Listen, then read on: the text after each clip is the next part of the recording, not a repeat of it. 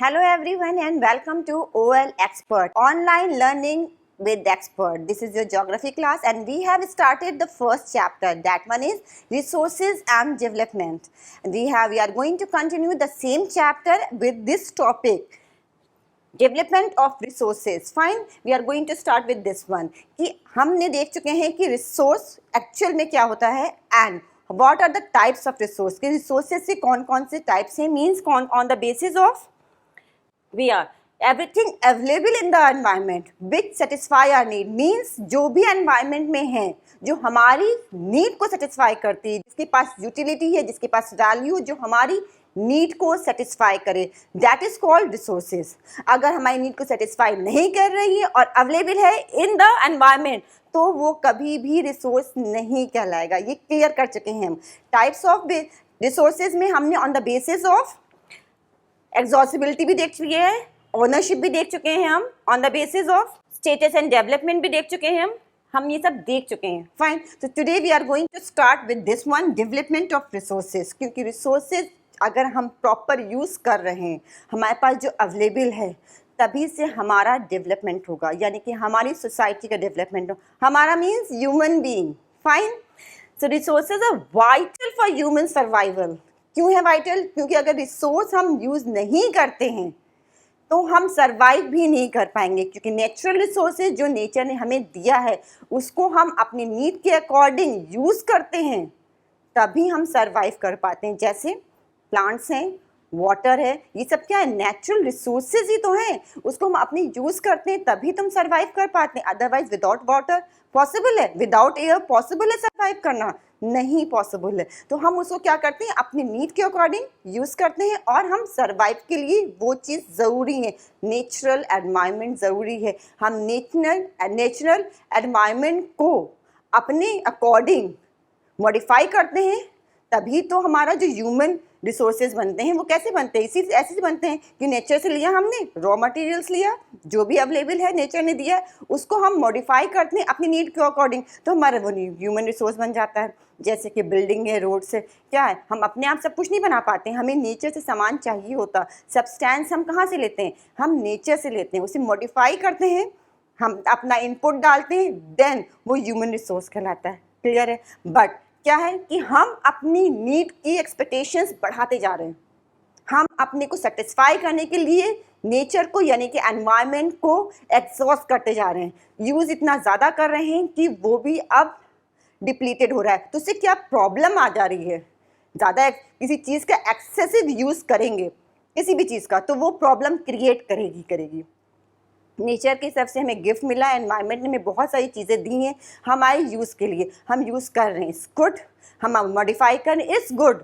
But अगर हम उसे एक्सेसिव यूज़ करेंगे, एक्सप्लॉइट करेंगे, तो उससे प्रॉब्लम किसको होगी? एनवायरनमेंट को तो होगी, उसमें प्रॉब्लम आएगी. बट उसका डायरेक्ट इफेक्ट किससे पड़ता है? ह्यूमन बीइंग का, जो उसे एक्सेसिव यूज़ कर रहा है. लेटर ऑन उसी को ही प्रॉब्लम आएगी. तो अपने सर्वाइवल को स्मूथली गो ऑन करने के लिए, अच्छे से चलाने के लिए हमें क्या है? एनवायरनमेंट की जो चीज़ें हैं उससे अच्छे से यूज़ करना चाहिए, यानी कि यूज़ करें बट एक्सेसिव यूज़ ना करें. Fine. Otherwise we will get the problem. The same thing human beings use them indiscriminately and this has led to the following major problems. अब ये कौन कौन सी मेजर प्रॉब्लम्स हो जा रही हैं हमारे एक्सेसिव यूज से, हमारे मीन्स ह्यूमन बीइंग से? The first one is depletion of resources का हम इतना ज़्यादा यूज़ कर रहे हैं कि अब वो जो इतना अवेलेबल है रिसोर्स, उसमें से वो कम होना शुरू हो चुका है. जो नॉन रिन्यूएबल है, फाइन, वो अपने आप रिजेनरेट हो जाता है, हमें उसमें ज़रूरत नहीं पड़ती है अपना इंटरफेयर करने के लिए. बट कुछ रिसोर्सेज नेचर की तरफ से भी है, एनवायरनमेंट में क्या है? नॉन रिन्यूएबल है. एक बार अगर ख़त्म हो गई तो उसको टाइम लगता है वापस आने में, उसको वापस प्रोडक्शन इसका होने में, इट विल टेक टाइम. तो उसके लिए क्या है? हमें अपना जो यूज़ कर रहे हैं उसकी क्वांटिटी थोड़ी सी लिमिट करनी चाहिए. For satisfy the greed of few individual. ये सब लोग नहीं करते हैं, हम इन जनरल नहीं कह सकते, बट जो डिप्लीट कर रहे हैं रिसोर्सेज को, उसकी वजह से हमें क्या प्रॉब्लम आ रही है। The second one is accumulation of resources. आप कुछ की हैबिट होती है कि वो सामान इकट्ठा करते चले जा रहे हैं, क्या लेटर ऑन फ्यूचर के लिए सामान इकट्ठा कर रहे हैं कि फ्यूचर में हमें टाइम मिलेगा या हम इसको प्रॉपर यूज़ कर पाएंगे। अक्यूमुलेट करते चले जा रहे हैं। इससे क्या है कि हम एक्सेसिव रिसोर्स की जितनी हमें ज़रूरत है उतना नहीं ले रहे हैं, ज़्यादा ले करके जितना यूज़ किया उसको तो यूज़ किया और एक्स्ट्रा वाले को हम जमा करते जा रहे हैं कि लेटर ऑन इन फ्यूचर हम उसे यूज़ करेंगे। इससे क्या, इससे भी प्रॉब्लम आ रही है। ये सब रीज़न है। The first one is depletion of resources, the second one is accumulation of resources. Accumulate कर रहे हैं, जमा करते जा रहे हैं इन फ्यू हैंड्स। क्यों? क्योंकि कुछ ही लोग होते हैं जो ये काम करते हैं, which in turn divided the society into two segments, that have and have nots, और रिच एंड पुअर। इससे क्या, जिसके पास है रिसोर्सेज वो जमा करता जा रहा है तो वो और रिच ही करेंगे। जो दो सोसाइटी होती है, सोसाइटी को हम टू पार्ट में डिवाइड कर सकते हैं, रिच एंड पुअर। जो रिच है वो अक्यूमुलेट करते हैं या जमा करते जा रहे हैं रिसोर्सेज, और जो पुअर है उनके पास मिल ही नहीं पा रहा है। तो क्या है एकदम, और ये जो गैप है रिच एंड पुअर का वो बढ़ता ही जा रहा है। जो रिच है वो और रिच होते जा रहे हैं, जो पुअर है वो और पुअर होते जा रहे हैं। फाइन। तो इसको भी, इसकी वजह से भी हमें क्या है, प्रॉब्लम आ रही है। रिसोर्स हमारे कम होते जा रहे हैं। The third one is in discriminate exploitation of resources has led a global ecological crisis। अब ये क्या है, ये सिर्फ स्मॉल लेवल पे नहीं है, लोकल लेवल पे नहीं कि एक इंडिविजुअल ने करा ये प्रॉब्लम तो उसी की सोसाइटी में या उसी की लोकेलिटी में प्रॉब्लम आ रही, नहीं। अब ये सब इश्यूज क्या है, ग्लोबली हो गए हैं, यानी कि इंटरनेशनल लेवल पे हो गए हैं, जिसकी वजह से you must have listen this one, global warming, ozone layer depletion, environment pollution and land degradation. ये सारी क्या प्रॉब्लम्स क्रिएट हो गई हैं। क्यों हो गई हैं? सिर्फ इसी वजह से हो गई हैं क्योंकि हम अपने एनवायरमेंट को एक्सेसिव उसका यूज़ कर रहे हैं। फाइन। और उसे हम कंजर्व नहीं कर रहे हैं। दिया है नेचर ने हमको, हम उसे कंजर्व करें, प्रॉपरली यूज़ करें, जितनी ज़रूरत है उसे यूज़ करें और उसको उसकी केयर करें, उसकी मेंटेन करें, तो हमें ये प्रॉब्लम्स नहीं आएंगी। जैसे अगर हम प्लांट ज़्यादा लगा रहे हैं, हम सिर्फ पेड़ काटते जा रहे हैं अपने यूज़ के लिए, this is an example only. अपने यूज़ के लिए हम प्लांट्स काटते जा रहे हैं, जितना भी फॉरेस्ट नेचुरल वेजिटेशन का कवर है उसको अपने एग्रीकल्चर के लिए, चाहे बिल्डर सेटलमेंट्स के लिए, चाहे इंडस्ट्रीज़ के लिए, हम उस एरिया को क्लियर कर रहे हैं। राइट। और वहाँ पे ह्यूमन सेटलमेंट जा रहे हैं, चाहे जिस वजह से इंडस्ट्रीज़ लग रही हैं, फैक्ट्रीज लग रही हैं, एग्रीकल्चर लैंड हो, तो क्या करें, हम डिप्लीट कर रहे हैं अपनी एनवायरनमेंट को। हमें क्या करना है, हमें उसको कंट्रोल करना है। कैसे कंट्रोल कर सकते हैं? हम उसमें वहाँ पेड़ और लगाना शुरू कर दें, प्लांटेशन और करना शुरू कर दें। अदरवाइज क्या होगा, हमारा एनवायरनमेंट जो इकोलॉजिकल बैलेंस है वही डिस्टर्ब हो जाएगा। हो रहा है इवन, तभी तो ये प्रॉब्लम्स आ रही हैं। ग्लोबल वार्मिंग की आ रही है, क्या है, बहुत ज़्यादा गर्मी बढ़ने लगी, ओजोन लेयर की लेयर जो डिप्लीट होना शुरू हो चुकी, लैंड डिग्रेड, सब ये सब किस वजह से हो रहा है? सिर्फ इसी वजह से हो रहा है क्योंकि हम अपने एनवायरनमेंट को का केयर नहीं कर पा रहे, उसे कंजर्व नहीं कर पा रहे, उसे मेंटेन नहीं रख पा रहे। फाइन। तो ये सारे रीजंस हैं। And what is this? Equitable distribution of resources has become essential for a sustained quality of life। Sustained quality of life, अगर हमें अपनी लाइफ को सस्टेन करना है और अच्छे सर्वाइव करने के लिए, तो हमें क्या है, हमें अपने रिसोर्सेज को बहुत ही अच्छे डेवलप करें। फाइन, डेवलप करना है क्यों? क्योंकि हमें अपनी नीड को अपने अकॉर्डिंग ही सेटिस्फाई करना है। ये नहीं कि जैसे मिला है रिसोर्स, हमें एनवायरनमेंट दे रहा वैसे हमें यूज़ करना है, नहीं, हम उसे मॉडिफाई करेंगे, उसको हम अपने अकॉर्डिंगली यूज़ करेंगे, बट हमें लिमिट में रहकर करना है। क्यों? क्योंकि हमें उसे फ्यूचर के लिए भी सेव करना है। That one is called sustainable development. Are you getting this one? इसका सस्टेनेबल डेवलपमेंट हमें कैसे कर सकते हैं? Sustainable economic development means development should take place. ये बहुत इंपॉर्टेंट है, इसको समझिए कायदे से, then you will get to understand कि हमें एक्चुअल में अवेयर किस चीज़ के लिए होना है। हम ये कभी नहीं कहते हैं कि हम जो एनवायरनमेंट ने दिया है, हमें जो नेचर ने दिया है, हमें उसे यूज़ ना करें यूज़ बहुत ज़रूरी है। Sustainable economic development means development should take place without damaging the environment, and development in present should not compromise with the needs of the future generation। अब हम अपना डेवलपमेंट करें इकोनॉमिक, कैसे करेंगे? हम एनवायरनमेंट की, नेचर की चीज़, रिसोर्सेज को यूज़ करेंगे, उसको मॉडिफाई करेंगे, तभी हमारा डेवलपमेंट होगा। क्योंकि हमें अपने सर्वाइवल के लिए चाहिए, प्रेजेंट सिनारियो में हमें चाहिए ये चीज़, ठीक है। हम ये नहीं कह रहे कि हम डेवलपमेंट करें ही ना, हम रिसोर्स को यूज़ ही ना करें करें बट क्या है, सस्टेनेबल डेवलपमेंट का मतलब क्या हुआ कि हम उसे यूज़ करें प्रेजेंट के लिए, मगर इतना ज़्यादा यूज़ ना करें कि वो फ्यूचर में हमारी फ्यूचर जनरेशन के पास कुछ बचे ही ना, रिसोर्स ही ना बचे। क्लियर हो रहा है? अपने प्रेजेंट का डेवलपमेंट करने के लिए हम फ्यूचर के साथ खेल नहीं कर सकते, फ्यूचर के लिए भी सेफ रखना है, इतना ज़्यादा एक्सेसिव यूज़ नहीं करना है कि फ्यूचर के टाइम जब नेक्स्ट जनरेशन आए तो उसके पास कुछ बचे ही ना। That is called sustainable development. Clear है? आई थिंक सो।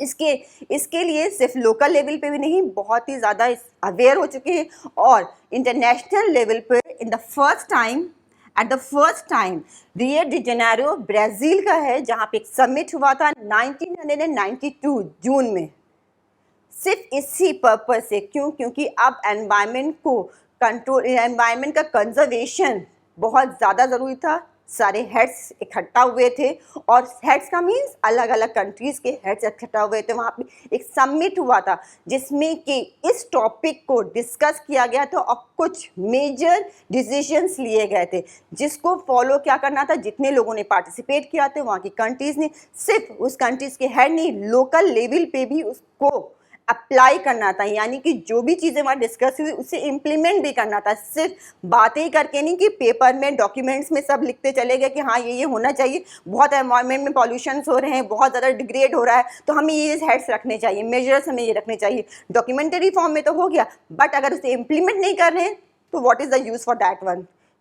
हमें यूज़ करना क्या है, हमें उसको अपनी लाइफ में उसी के अकॉर्डिंग ही स्टेप्स उठाने हैं। फाइन, तो ये स्टेप्स लिया गया था 1992 में, ब्राज़ील में for the first time international earth summit हुआ था। Fine, the summit was conveyed for addressing urgent problem of the environment protection and socio-economic development at the global level, the same thing। क्योंकि उस time first time दो international level पे ये realise किया गया कि नहीं, हम अपनी डेवलपमेंट के लिए, इकोनॉमिक डेवलपमेंट बहुत ज़्यादा हो रहा है। कैसे हो रहा है कि हम रिसोर्सेज जिसके पास जितनी है, हर कंट्रीज़ के पास अलग अलग रिसोर्सेज हैं, तो वो रिसोर्सेज का एक्सेसिव यूज़ कर रहे हैं, डेवलप कर गए, बट उससे क्या हो रहा है, हमारी एनवायरनमेंट ही डिग्रेड हो रही है। तो हमें उसके लिए भी कुछ सोचना होगा, कुछ ना कुछ मेजर्स लेने पड़ेंगे। द असेंबल्ड, और वहाँ पे जितने भी लीडर्स हैं उन्होंने क्या किया था, उन्होंने साइन किया था, एक डॉक्यूमेंट का साइन हुआ था, डिक्लेरेशन, वो किस पे किया था, declaration on global climate change and biological diversity. ये हुआ था आपका जो रियो कन्वेंशन था, endorse the global forest principles, adopted agenda 21। यहाँ के जो हेड्स थे उन्हीं ने ये इस पे पैक्ट पे साइन किया था इस समिट पे। वो क्या था, एक तो पहला था आपका फॉरेस्ट प्रिंसिपल पे, ग्लोबल फॉरेस्ट प्रिंसिपल्स पे, एंड जो सेकंड वन था वो एजेंडा 21 था। अब ये एजेंडा 21 है क्या, किस पे, इन जो हेड्स थे, जो मोर देन 100 हेड्स ने किया था, यानी कि 100 कंट्रीज के लोगों ने, हेड्स ने, या तो प्रेसिडेंट होंगे, या जो वहाँ के जो लीड कर रहा था, जो रिप्रेजेंट कर रहा था, 100 कंट्रीज ने उस 1992 में पार्टिसिपेट किया था। सबको ये लग रहा था कि नहीं, अब हमें अपने एनवायरनमेंट को बचाना है। तो टू पॉइंट्स पे एड्रेस किया गया था उनको। द फर्स्ट वन था कि ग्लोबल फॉरेस्ट प्रिंसिपल पे था, और दूसरा था कि हमें अपने एजेंडा 21 को अडॉप्ट करना है। अभी एजेंडा 21 है क्या, उसे देख लेते हैं। क्लियर हो रहा है? I think so. Agenda 21 is the declaration signed by world leaders in 1992। ये जो एजेंडा था 21, वो 1992 जिस अर्थ समिट था रियो जेनेरो को, उसी में ही सबने साइन किया था। किसने साइन किया था, जो 100 लीडर्स थे, 100 कंट्रीज के लीडर्स थे, उन्हीं ने इस समिट में इस डिक्लेरेशन पे साइन किया था, एजेंडा 21 पे।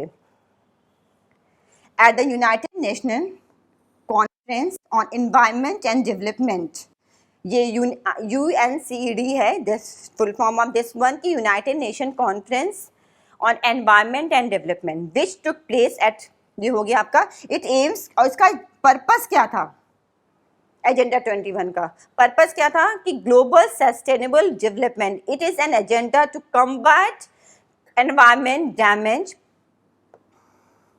Poverty, disease through global cooperation, ये सारे के सारे क्या थे, एजेंडा थे कि हमें इस चीज़ें इन चीज़ों पे जितने हेड्स हैं सब ने साइन किया था, हमें अपने एनवायरनमेंट किस किस बेसिस पे प्रिजर्व करने हैं, यानी कि ये मेजर्स लेने हैं। फाइन, द फर्स्ट वन था एनवायरनमेंट डैमेज पॉवर्टी, कि हमें अपनी एनवायरनमेंट को डैमेज नहीं करना है। Fine, second one disease through global cooperation on common interest, की डिजीज अगर कोई होती है तो उसमें कॉमन कोऑपरेशन होगा, यानी कि सब मिलकर के उसका सॉल्यूशंस निकालेंगे। And mutual needs and share responsibilities, कि अपने आपस में सब जिसने पार्टिसिपेट किया था सब ने कहा था कि हम आपस में अपने व्यूज़, अपने सब हमारे जो शेयर्स करेंगे हम आपस में शेयर करेंगे ताकि कोई सोल्यूशन निकल पाए। Fine, and one major objective of the Agenda 21 is that every local government should draw its own local Agenda 21, क्योंकि अपने अलग अलग कंट्रीज थी, 100 कंट्रीज ने पार्टिसिपेट किया था, तो हर एक की अपनी अलग कुछ प्रॉब्लम्स है। एनवायरनमेंट की प्रॉब्लम थी through out world, but local level पे देखें तो कहीं ज़्यादा हो सकती है कि आपकी ये वाले ओजोन लेयर की डिप्लेशन की आ जाए, कहीं आपकी एनवायरमेंट पॉल्यूशन आ जाता है, कहीं डिग्रेड बहुत ज़्यादा किया जाए, तो क्या अलग अलग जगह पे अलग अलग कंट्रीज़ में अलग अलग प्रॉब्लम ज़्यादा हो सकती है। फाइन, तो ये कहा गया कि अलग अलग कंट्रीज़ हैं तो हर अपनी कंट्री के लिए एक एजेंडा 21 डिक्लेयर करेगी, उसमें उस कंट्री के अकॉर्डिंग लोकल लेवल पे उस कंट्री के अकॉर्डिंग मेजर्स होंगे कि हाँ हमें अपनी कंट्री में ये पॉइंट्स रखने हैं और इसके अकॉर्डिंग ही काम करेंगे। ये नहीं कि एक रूल्स एंड रेगुलेशन बना दिए गए और पूरी वर्ड को वही फॉलो करना है, नहीं, ऐसा नहीं कहा गया था। उन्होंने कहा था कि नहीं, हम अपनी अपनी कंट्री से लोकल लेवल पे एजेंडा 21 बनाएंगे जिसमें कि हम अपनी अकॉर्डिंग, अपनी कंट्री के अकॉर्डिंग ही मेजर्स रखेंगे कि हमें किस पे ज़्यादा ध्यान देना और किसको फर्स्ट लेवल पे रखना है, किसको सेकेंड लेवल पे रखना, और उसी के अकॉर्डिंग क्या करेंगे, प्लान आउट करेंगे। जब प्लान आउट वैसे ही रहेगा तो इम्प्लीमेंटेशन वैसे ही होगा, तो रिजल्ट भी वही आएगा। फाइन, तो ये आपका है सस्टेनेबल डेवलपमेंट और एजेंडा 21। क्लियर हुआ, क्योंकि बहुत ज़्यादा प्रॉब्लम आ गई थी, वर्ल्ड लेवल पे आ गई, तो 1992 में सब लोग अवेयर हो गए, नहीं अब हमें कुछ ना कुछ स्टेप्स लेने ही पड़ेंगे।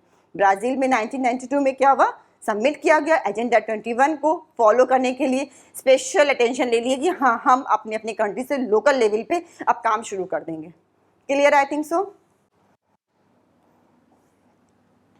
Resource planning, next one is resource planning. अब जो रिसोर्सेज हैं हमारे पास, फाइन, हम अपने डेवलपमेंट के लिए, अपने सर्वाइवल के लिए उसे यूज़ कर रहे हैं, तो अगर उसे हम प्रॉपर प्लानिंग की तरह करें कि हमें हाँ इस रिसोर्स को हमें कैसे यूज़ करना है और किस लिमिट तक यूज़ करना है, अरे कटिंग, तो क्या होगा, वो बहुत ही प्लान तरीके से होगा, तो ऑब्वियस बात है उसका एक्सेसिव यूज़ नहीं होगा, फ्यूचर जनरेशन के लिए बचा रहेगा। जो भी बात हो रही है कि हमें अभी भी के लिए यूज़ करना है, प्रेजेंट के लिए भी यूज़ करना है, ऐसा नहीं है कि हम छोड़ देने, फ्यूचर के लिए रखना है हमको तो हम कुछ यूज़ ही नहीं कर रहे हैं, नहीं, हमें आज के लिए भी रखना है, अपने प्रेजेंट को भी डेवलप करना है और इतना छोड़ना है कि फ्यूचर में भी वो चीज़ आगे सर्वाइव, जो फ्यूचर जनरेशन है वो भी उसे यूज़ कर पाए। तो कौन कौन से प्लानिंग कर सकते हैं, planning is the widely accepted strategy for judicious use of resources. Fine, यही चीज़ें कही जो हमने बात आपको बताई, the same thing is written here. It has importance in a country like India. क्यों कह रहे हैं, क्योंकि इंडिया में बहुत ही ज़्यादा डाइवर्सिटीज़ पाई जाती हैं। रिसोर्सेज का अगर प्रॉपर प्लानिंग नहीं होगा, क्योंकि इंडिया एक वास्ट कंट्री है और यहाँ पे वास्ट कंट्री है, फाइन, उसके साथ में क्या यहाँ पे बहुत ज़्यादा डाइवर्सिटी यानी बहुत ही ज़्यादा वैरायटीज़ मिलती हैं रिसोर्सेज की। हर एरिया में रीजन वाइज देखें तो हर रीजन में अलग अलग रिसोर्सेज पाए जाते हैं। तो अगर हम उस रिसोर्स को उस अकॉर्डिंग नहीं करेंगे, प्लान आउट नहीं करेंगे, तो क्या होगा, हमारा पूरा कंट्री का, क्योंकि हमें तो पूरी कंट्री को लेकर चलना है, पर्टिकुलर अगर एक एरिया को हम डेवलप रिसोर्स का यूज़ कर रहे हैं तो वहीं पे तो यूज़ होगा, अगर हम उसे प्रॉपर यूज़ नहीं करेंगे तो पूरी कंट्री से यूज़ नहीं कर पाएगी, पूरी कंट्री का डेवलपमेंट नहीं हो पाएगा। तो हम इंडिया के रेफरेंस में क्यों पढ़ रहे हैं, क्यों, क्योंकि इंडिया में diversity in the availability of resources भी है, सिर्फ लैंड फॉर्म में नहीं है, यहाँ के लोगों में नहीं है कि यहाँ के लोगों का कास्ट, रिलीजन या लैंग्वेज सब डिफरेंस मिलती है, में डिफरेंसेस मिलते हैं, नहीं, यहाँ पे जो रिसोर्सेज अवेलेबल हैं उसमें भी बहुत ही ज़्यादा वैरायटीज मिलती हैं। They are regions which are rich in certain types of resources but are deficient in some other resources. कुछ ऐसे एरिया हैं जहाँ पे कुछ चीज़ें बहुत ही ज़्यादा, कुछ रिसोर्सेज बहुत ही ज़्यादा अबंडेंट में अवेलेबल हैं और कोई एरिया ऐसा है जहां पे वो चीज है ही नहीं, जीरो है बिल्कुल, fine. There are some regions which can be considered self-sufficient in terms of the availability of resources, and there are some regions which have acute shortage of some vital resources. The same thing.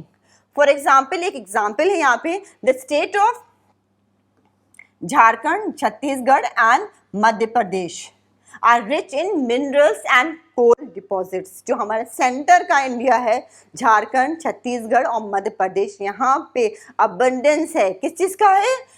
Minerals and coal deposits का है। And Arunachal Pradesh जो हमारा eastern most state पड़ता है India का, eastern side पे, वहां पे इन क्या है? वाटर रिसोर्सेज है, फाइन। क्या है? अलग अलग पैचेस बने हैं, अलग अलग पैचेस बने हैं कि यहाँ पे ये रिसोर्सेज है, यहाँ पे ये रिसोर्सेज है, fine. But lacks in infrastructure development. But Arunachal का क्या है कि रिसोर्स तो जरूर है बट वहाँ पे स्ट्रक्चर जो है डेवलपमेंट नहीं है बहुत ज़्यादा। The state of Rajasthan is very, अलग अलग स्टेट की बात कर रहे हैं, अलग अलग एरिया का। हमने पहले सेंट्रल की बात करी, फिर हम ईस्टर्न की बात करें, अब हम वेस्टर्न। राजस्थान हमारा चला गया वेस्टर्न एरिया में। Rajasthan is very well endowed with solar and wind energy but lacks in water resources. पता ही है ना कि राजस्थान में वाटर रिसोर्सेज की अवेलेबिलिटी नहीं है, बट वहाँ पे क्या है? सोलर एंड विंड एनर्जी, ये बहुत, इसका बहुत ज़्यादा अबंडेंस है, यहाँ पे बहुत आराम से मिलती है, यहाँ पे बहुत ज़्यादा अवेलेबल है।